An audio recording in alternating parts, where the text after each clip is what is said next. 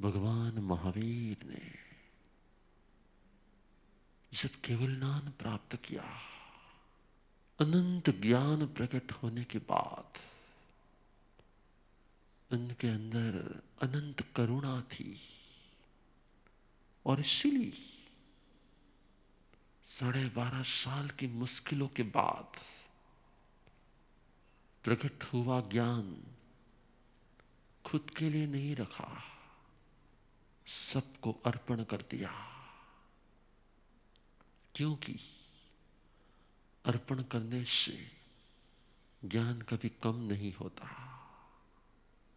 एक दिए से अनेक दिए जल जाए तो भी इस दिए की ज्योत कभी कम नहीं होती है।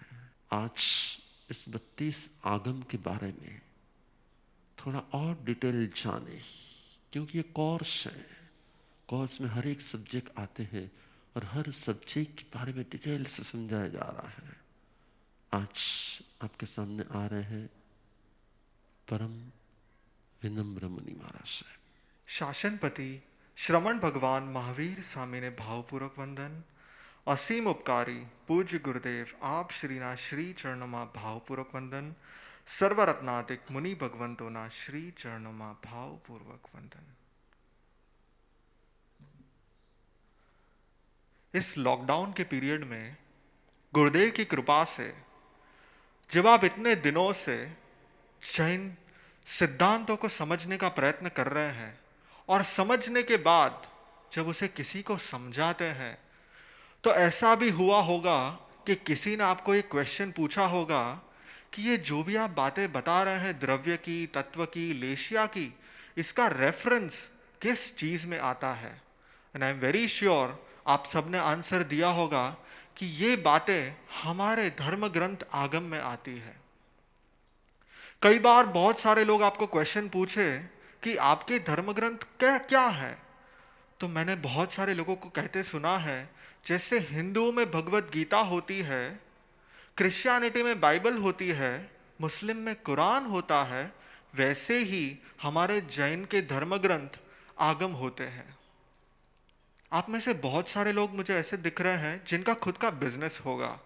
मैं एक क्वेश्चन उनको पूछूंगा कि यदि कोई व्यक्ति आकर आपको पूछे कि आप कौन से प्रोडक्ट का बिजनेस कर रहे हैं, आपका बिजनेस किस चीज का है, तो क्या आप ऐसा बताएंगे कि वो व्यक्ति जो बिजनेस करता है, वो व्यक्ति का जो प्रोडक्ट है वही मेरा प्रोडक्ट है? क्या हम ऐसे बताएंगे कि हम बताएंगे कि हमारे प्रोडक्ट के फीचर्स क्या क्या है? वैसे ही ये सेशन में हम ये जानेंगे कि यदि कोई व्यक्ति हमें पूछे निमित भाई कि हमारे आपके आगम क्या है, तो हम उनको एक्सप्लेन कर सके कि हमारे आगम किसे कहते हैं, उसकी रचना कब हुई, वो कौन सी भाषा में आता है और उसमें कौन कौन से सब्जेक्ट को भगवान ने बताया है। इसको समझने के लिए हम सबसे पहले शुरुआत करते हैं कि आगम किसे कहते हैं। जैसे अभी गुरुदेव ने बताया आगम है क्या। भगवान महावीर स्वामी ने 12.5 साल तक जो कठोर साधना की और उसके बाद जो केवल ज्ञान को प्रकट किया, उस केवल ज्ञान को प्रकट करने के बाद उस केवल ज्ञान में भगवान ने जगत की सारी रियलिटीज का दर्शन किया, जितनी भी रियलिटीज थी उसका अनुभव किया। और उस अनुभव में ही भगवान ने देखा कि ये संसार कैसे चल रहा है, जगत के जीवों की स्थिति क्या है, जगत के जीव किस तरह से संसार में दुखी हो रहे हैं। और ये जानने के बाद, ये अनुभव करने के बाद भगवान की परम करुणा से भगवान ने बोध वचन फरमाना शुरू किया और उस बोध वचन को आगम कहते हैं। आगम इस वर्ड को अगर डिवाइड करें तो आ प्लस गम, गम यानी कि जानना, आगम यानी कि चारों तरफ से जानना। इसका मतलब होता है कि हमारे जो आगम है उसमें किसी भी सब्जेक्ट को सिर्फ एक एंगल से नहीं पर अलग अलग एंगल से जाना जा सकता है, इसलिए इसे आगम कहते हैं। इससे भी आगे बढ़ते हुए हम ये समझे कि आगम की रचना कैसे हुई और आगम हम तक पहुंचे कैसे, क्योंकि भगवान महावीर स्वामी तो 2600 वर्ष पहले हो गए और 2600 साल तक ये आगम हम तक पहुंचे कैसे, इसके बारे में भी जानना बहुत जरूरी है। भगवान महावीर स्वामी ने जो बोध वचन प्रकट किए, उस बोध वचन को उनके जो प्रथम शिष्य थे यानी कि गणधर भगवान थे, उन्होंने उसको ग्रहण किया। उन्होंने ग्रहण करके उस बोध वचन को सूत्र के रूप में कन्वर्ट किया और उन्होंने 12 अंग सूत्रों की रचना की, जिसे कहते हैं द्वादशांगी। गणधर भगवंतों ने भगवान महावीर स्वामी के पास से समझ के, सीख के उसी को कन्वर्ट किया सूत्र के रूप में, और वो सूत्र हुए 12 अंग सूत्र, जिसे कहते हैं द्वादशांगी। गणधर भगवंतों ने जो सूत्र की रचना की, उसके बाद उन्होंने अपने शिष्य को सिखाया, उनके शिष्य ने ग्रहण करके उनके शिष्य को सिखाया। पर यहाँ पे एक बात आप सबको समझने जैसी है कि ये नॉलेज ट्रांसफर हुआ कैसे। जो गुरु थे उन्होंने उस ज्ञान को, यानी कि 12 अंग सूत्र को अपने शिष्य को सिखाया, और शिष्य ने गुरु के पास से सुनकर ही उस हर एक ज्ञान को कंठस्थ कर लिया। जो शिष्य थे उन्होंने उनके शिष्य को वही ज्ञान को कंठस्थ कराया, और इस तरह से 1000 साल तक, कितने साल तक? 1000 साल तक गुरु ने शिष्य को ज्ञान अर्पण किया, शिष्य ने उनके शिष्य को ज्ञान अर्पण किया, और ऐसे करते करते करते करते करते भगवान महावीर स्वामी का जो बोध था, जो बोध वचन था, वो 1000 साल तक गुरु से शिष्य, गुरु से शिष्य, ऐसे करते करते पहुंचता गया। अहो जिन शासनम, अहो जिन शासनम। कैसे श्रेष्ठ गुरु होंगे और कैसे श्रेष्ठ उनके शिष्य होंगे, जो एक बार गुरु प्रकट करे और इतने भावों को बाय हार्ट करके कंठस्थ कर ले, और उसी भावों को इस तरह से कंठस्थ करे कि उसकी जो नेक्स्ट जनरेशन थी उसको भी सेम टू सेम रूप में वो भावों को आगे प्रदान करे। जैसे समय आगे बढ़ा, 1000 साल के बाद एक श्रेष्ठ धुरंधर आचार्य हुए श्री देवर्षि गणिक क्षमाश्रमण। आप में से बहुत सारे लोगों ने ये नाम सुना होगा। उन्होंने देखा उनके विजन से कि अभी समय ऐसा आ रहा है कि सभी लोगों की बुद्धि, सभी लोगों की मति कम होती जा रही है, और सबकी स्मृति, जिससे याद रखने की क्षमता है, वो कम हो रही है। इसीलिए ऐसा लगता है कि ये आगमों को हमें लिख लेना चाहिए। यदि हम लिख लेंगे तो हमारी नेक्स्ट जनरेशन, आने वाली जनरेशन तक हम उस आगम को पहुंचा पाएंगे। और देवर्षि गणिक क्षमाश्रमण ने एक जबरदस्त कार्य शुरू किया। उन्होंने 500 आचार्यों को बुलाकर वल्लभीपुर नाम के नगर में, वल्लभीपुर एक गांव है आज भी गुजरात के भावनगर के पास, वहां पे 12.5-13 साल रहकर सभी आचार्यों ने मिलकर जितना भी जिसे याद था उस सभी ज्ञान को एक दूसरे को सुनाकर, उसमें से अनुशीलन करके उसको लिखना शुरू किया। और ऐसे करते करते करते करते 12.5-13 साल में सारे ही आगम जो सबको याद थे उन सबको लिपिबद्ध कर दिया, यानी कि लिख लिया। उसके बाद 1500 साल तक, यानी अभी जब हम हैं तब तक में बहुत सारी बार ये आगम लिखे गए। बहुत सारी बार आपको भी पता होगा, हिस्ट्री में सुना होगा कि बहुत सारे फॉरेन के रूलर्स ने इंडिया पर अटैक किया और बहुत सारा ज्ञान उसमें से नष्ट भी हो गया।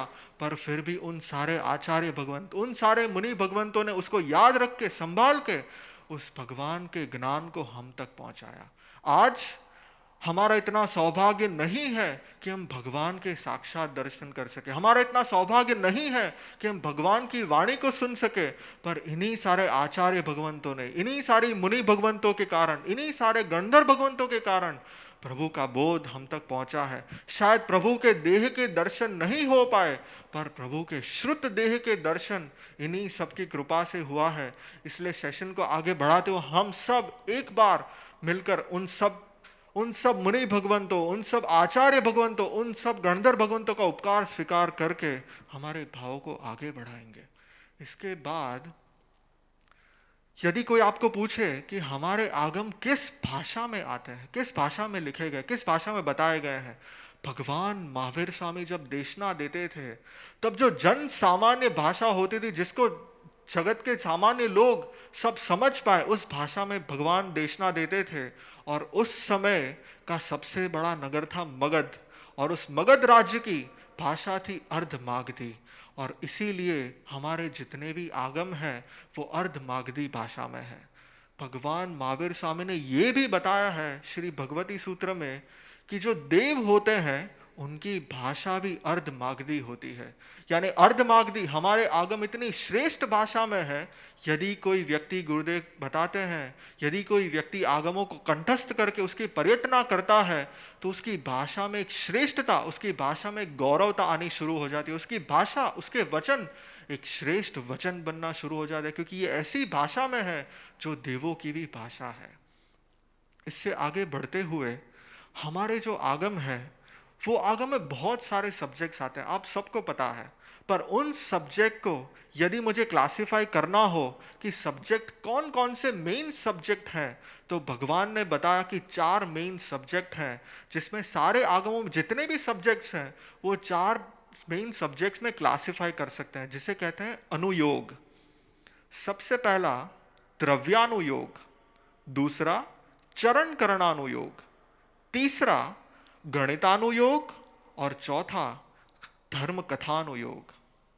सबसे पहला द्रव्यानुयोग। नाम से ही पता चलता है कि इसमें जितने भी द्रव्य हैं, आप सबको पता है, आपने इस सेशन में सीखा है द्रव्य कितने होते हैं। आप सिर्फ आपके हाथ से मुझे दिखाएं, द्रव्य कितने होते हैं, कितने द्रव्य होते हैं, किसको याद है? ओके, 6 द्रव्य होते हैं। वो सारे द्रव्य के बारे में, यानी कि जितनी भी रियलिटीज है, जितने भी मैटर एग्जिस्ट करते हैं, वो सारे द्रव्य के बारे में जिसमें समझाया जाता है, उसको द्रव्यानुयोग कहते हैं। सेकंड है चरण करणानुयोग। चरण करणानुयोग एक बहुत इंपॉर्टेंट सब्जेक्ट है कि जिसमें हम कैसे हमारे भावों को शुद्ध विशुद्ध कर सके, कैसे हमारी आत्मा को शुद्ध कर सके, क्या हमें करना चाहिए और क्या हमें नहीं करना चाहिए, जिसके कारण हम हमारी मोक्ष यात्रा में आगे बढ़ के हमारा जो लक्ष्य है मोक्ष प्राप्ति का, उस तक पहुंच सके। उसकी टेक्निक्स, उसकी डिटेल जो आती है वो है चरण करणानुयोग में आती है। उससे भी आगे बढ़ते हुए तीसरा सब्जेक्ट है गणितानुयोग।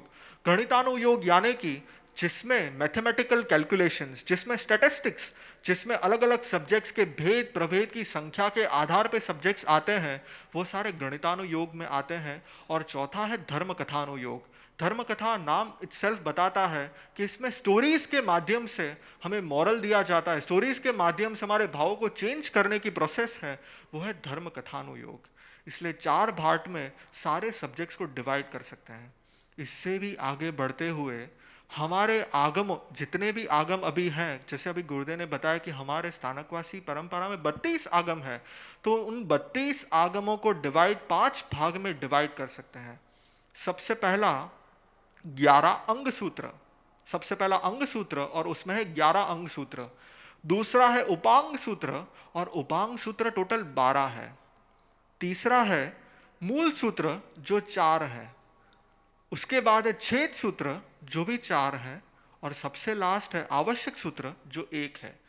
यानी 11 अंग सूत्र, 12 उपांग सूत्र, 4 मूल सूत्र, 4 छेद सूत्र और 1 आवश्यक सूत्र। यदि आप टोटल करेंगे तो टोटल हो जाएगा 32। सबसे पहले आज के सेशन में हम समझेंगे ये 11 अंग सूत्र कौन से हैं और उन अंग सूत्रों में क्या क्या भगवान ने बताया है। सबसे पहला अंग सूत्र जो है वो है श्री आचारांग सूत्र।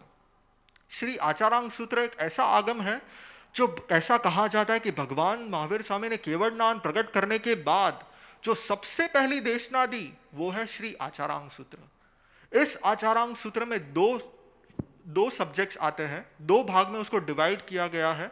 सबसे पहला है कि आत्मा क्या होती है, आत्मा का रियलाइजेशन, आत्मा के ऊपर ज्ञान, और इसके साथ साथ में हमारी ह्यूमन जितनी भी टेंडेंसीज होती है, जितनी भी मनोवृत्ति होती है, और उन मनोवृत्ति के कारण कैसे संसार बनता है और उन मनोवृत्ति को हम कैसे चेंज कर सकते हैं, इसके बारे में भगवान ने श्री आचारांग सूत्र के फर्स्ट पार्ट में बताया है। उसी का सेकंड पार्ट है जो आत्मज्ञानी व्यक्ति है, जिसको अपने सोल का रियलाइजेशन हो गया है, वो व्यक्ति अपनी लाइफस्टाइल को कैसे सेट करे, इसके बारे में पूरा वर्णन, उसकी लाइफस्टाइल का वर्णन उसके दूसरे भाग में आता है।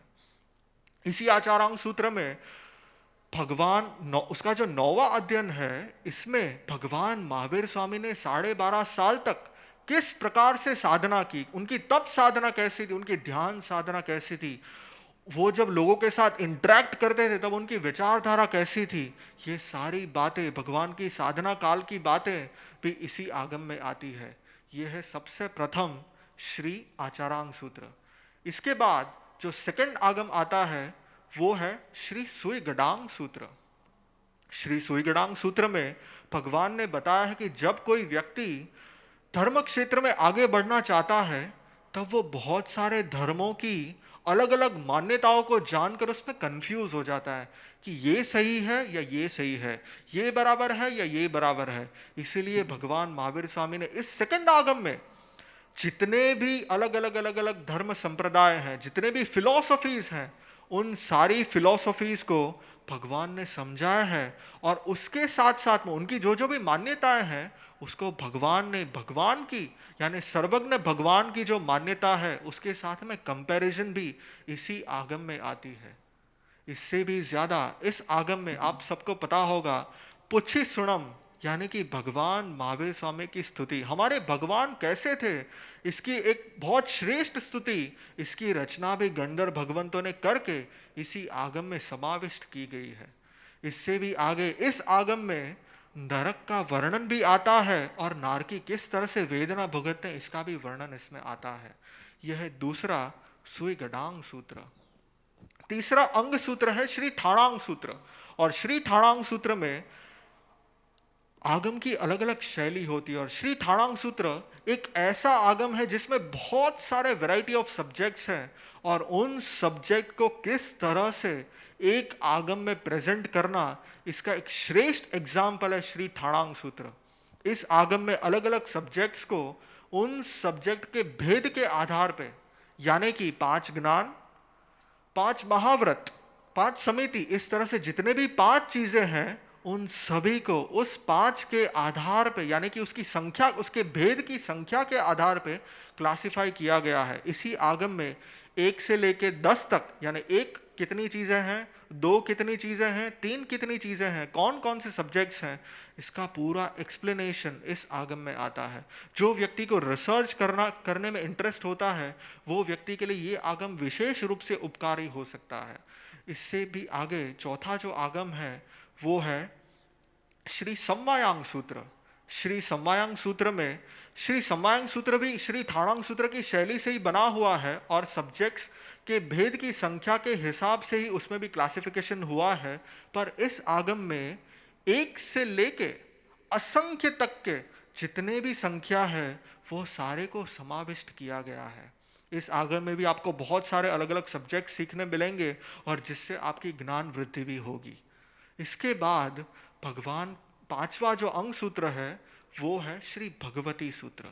श्री भगवती सूत्र एक ऐसा श्रेष्ठ सूत्र है जिसमें गौतम स्वामी ने भगवान महावीर स्वामी को 36,000 प्रश्न पूछे और उन 36,000 प्रश्न के आंसर्स जो भगवान ने दिए वो सारे इस आगम में समाविष्ट किए गए हैं। इस आगम में वैरायटी ऑफ सब्जेक्ट्स भी हैं और इसके साथ साथ में इसमें जमाली की बात भी आती है, इसमें गौशाला की बात भी आती है। इसमें बहुत सारे, ये तीनों जो आगम हैं, ठाणांग सूत्र, समवायांग सूत्र और भगवती सूत्र, इसमें physics, astrophysics, biology, zoology, chemistry, human psychology, ऐसे अनेक सब्जेक्ट्स के बारे में भगवान ने बताया है। इसके बाद जो छठा आगम है वो है ज्ञाता धर्म कथा सूत्र। ये आगम स्टोरीज के बेसिस पर है और इसमें बहुत सारी स्टोरीज आती है। जब भगवान के समय में ये आगम था तब ऐसा कहा जाता है कि उसमें 3.5 करोड़ स्टोरीज थी, पर अभी काल क्रम के हिसाब से अभी कम होते होते होते होते इस आगम में अभी सिर्फ 19 स्टोरीज बची हुई है। इसमें अलग अलग पॉजिटिविटी कैसे बढ़ा सकते हैं, किस तरह से विनय से क्या होता है, अलग अलग सब्जेक्ट्स को लेकर रियल लाइफ स्टोरीज को बताया है जिसके कारण हमें मोरल भी मिल जाए और हमारी लाइफ में हम चेंज भी ला सके। उसके बाद का आगम है वो है उपासक दशांग सूत्र। 7th आगम इज उपासक दशांग सूत्र। उपासक दशांग सूत्र में भगवान के बहुत सारे फॉलोअर्स थे और उन फॉलोअर्स में जो 10 श्रेष्ठ श्रावक थे उनका वर्णन श्री उपासक दशांग सूत्र में आता है। इसमें उनके भगवान के श्रावकों की जीवन शैली, उनकी लाइफस्टाइल, वो लोग क्या खाते थे, किस तरह से रहते थे, कौन से व्रतों को वो ग्रहण करते थे, उनकी बिजनेस स्ट्रेटेजीज कैसी थी, किस तरह से वो संसार और धर्म को बैलेंस करते थे और किस तरह से उन्होंने अपनी लाइफ का प्लानिंग किया और लाइफ के अंत समय जैसे ही रिटायरमेंट का समय आया उसके बाद उन्होंने अपनी धर्म आराधना कैसी की, इसका पूरा वर्णन इसमें आता है। शायद संसार आप छोड़ नहीं सकते पर आपका आत्म कल्याण करने के भाव है तो इस आगम में से आपको अनेक प्रकार के बोध मिल सकते हैं। उसके बाद आता है अंतगढ़ सूत्र। इस अंतगढ़ सूत्र में अलग अलग भगवान महावीर स्वामी के समय के और भगवान नेमनाथ भगवान के समय के, यानी कि 22वें तीर्थंकर के समय के भी बहुत सारी आत्माओं की लाइफ स्टोरीज आती है। इसी में किस तरह से हम पे कोई उपसर्ग आ जाए, किस तरह से हम पे कोई दुख आ जाए और उसको कैसे सहन करके किस तरह से उसमें उसमें भी हमारे मन को स्ट्रांग रख के हमारा आत्म कल्याण कर सके, इसके बोध हमें प्रकट हो, ऐसी अनेक बातें आती है। इसी में गत्सु कुमाल की बातें आती है, इसी में अर्जुन माली की भी बातें आती है, इसी में श्री कृष्ण महाराज उनकी द्वारका नगरी, इसका भी वर्णन इसी आगम में आता है। इससे आगे बढ़ते हुए जो 9वां आगम है वो है अनुत्तरो ववाई सूत्र। अनुत्तरो ववाई सूत्र एक श्रेष्ठ आगम है जिसमें भी स्टोरीज ही बताई है, रियल लाइफ स्टोरीज है, पर इसमें बताया है कि किस प्रकार कोई राजकुमार जब उसे सत्य का रियलाइजेशन हो जाता है तो युवानी में किस तरह से वो संसार को छोड़कर कठोर तप साधना करके अपने कर्मों को क्षय करके अपनी गति को श्रेष्ठ बनाता है और वो अनुत्तर विमान में जाता है। अनुत्तर विमान में से नेक्स्ट भाव में वो महाविदेह क्षेत्र में जन्म लेकर मोक्ष की प्राप्ति कैसे करता है, इसकी सारी बातें इसमें आती है। इसमें भगवान के एक श्रेष्ठ साधु भगवंत यानी कि धन्य अणगार जो ऐसी तपश्चर्या करते थे कि उन्होंने अपने शरीर को एकदम क्रुश कर लिया था और उनका पूरा हार्ट पिंजर जैसा दिखता था बॉडी, पर फिर भी उनकी आत्मवीर्य इतना श्रेष्ठ था कि उन्होंने ऐसी श्रेष्ठ आराधना करके अपने सर्व कर्मों को क्षय कर दिया था। इसके बाद जो 10वां आगम है वो है प्रश्न व्याकरण सूत्र। इस प्रश्न व्याकरण सूत्र में जब भगवान के समय में प्रश्न व्याकरण सूत्र बना था तब अनेक विद्याएं, अनेक सिद्धियां, इसके बारे में सारा वर्णन आता था, पर बाद में लोग इसका दुरुपयोग करने लगे, इसलिए आचार्य ने वो सारी चीजों को निकाल कर उसके बदले में 5 आश्रव और 5 सवर को बताया है। यानी कि किस चीज से हमारे कर्म बंद होते हैं, कौन से कारणों से, और कौन से कारणों से हम कर्म बंध को स्टॉप कर सकते हैं, इसका पूरा विस्तृत वर्णन, डिटेल्ड वर्णन 5 आश्रव और 5 संवर का इस आगम में आता है। इसके बाद आता है श्री विपाक सूत्र, 11वां है श्री विपाक सूत्र। और विपाक सूत्र एक ऐसा आगम है, विपाक का मतलब होता है कर्म का फल, कर्म का result.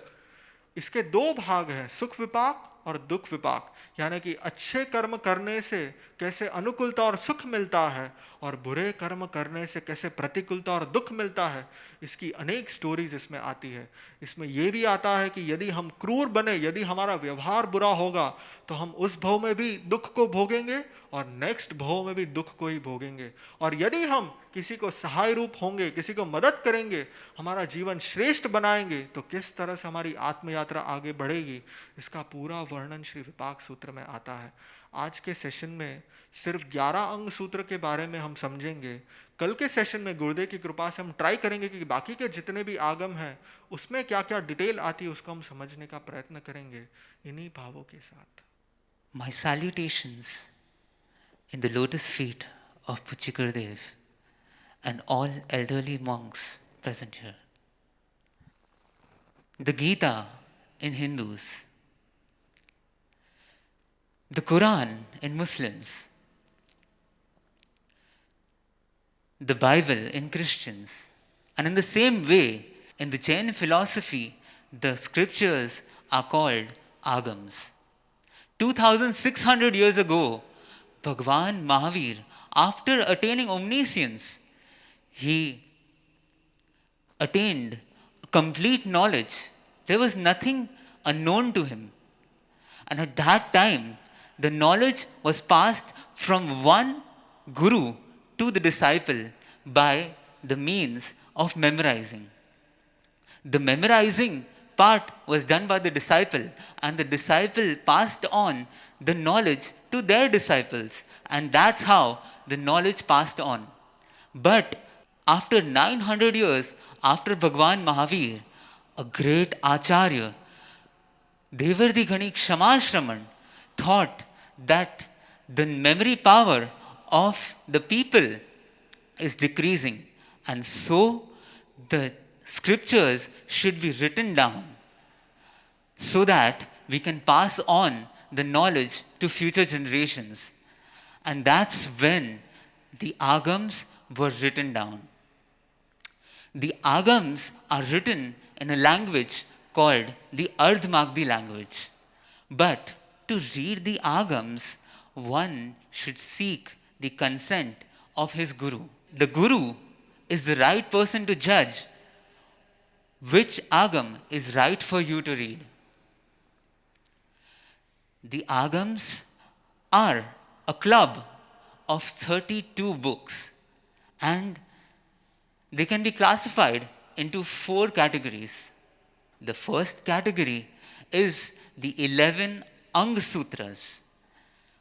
Sutra means scriptures, and Ang Sutra means the direct preachings of Bhagwan Mahavir.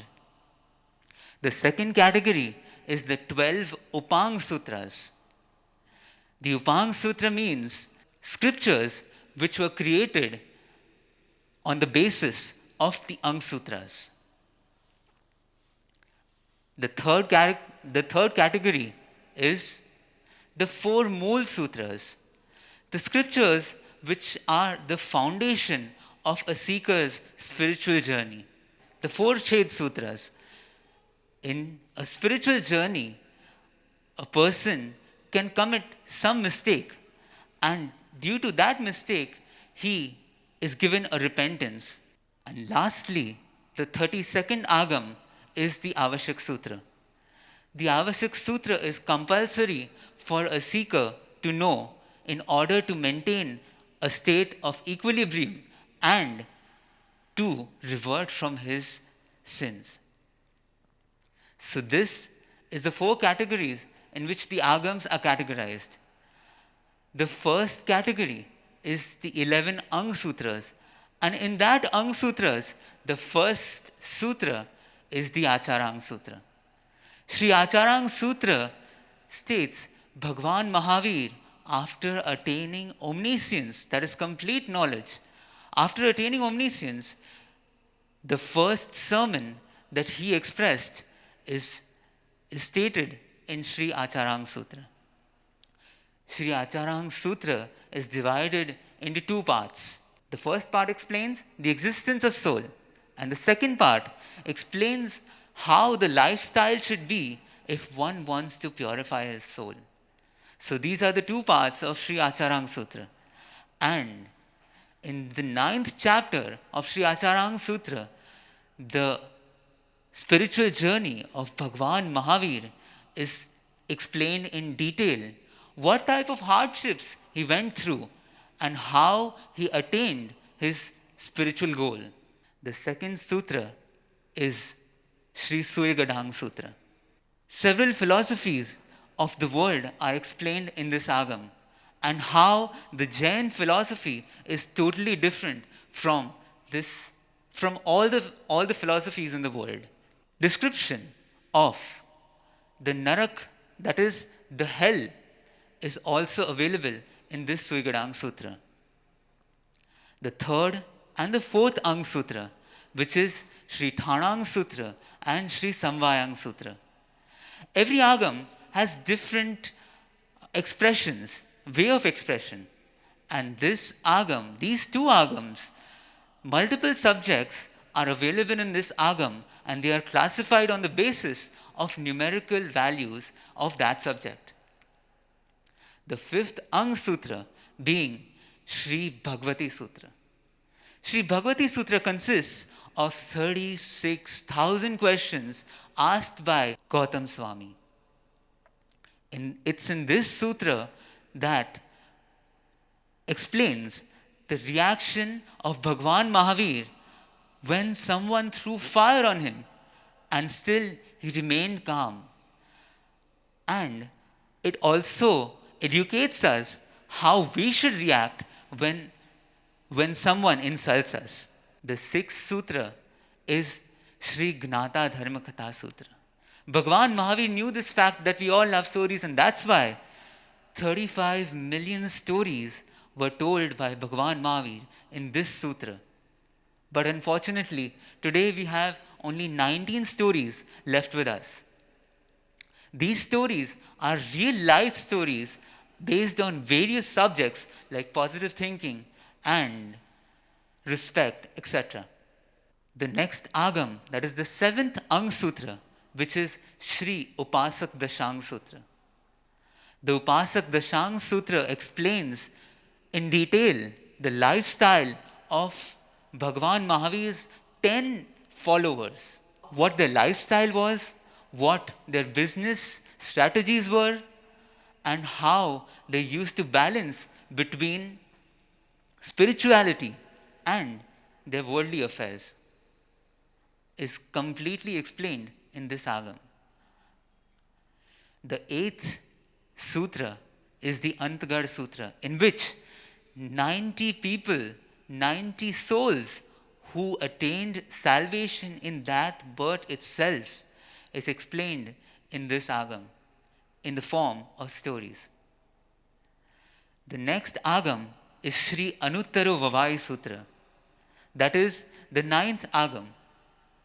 In this sutra, many souls who did extreme penance and they attained Devlok is explained in this sutra.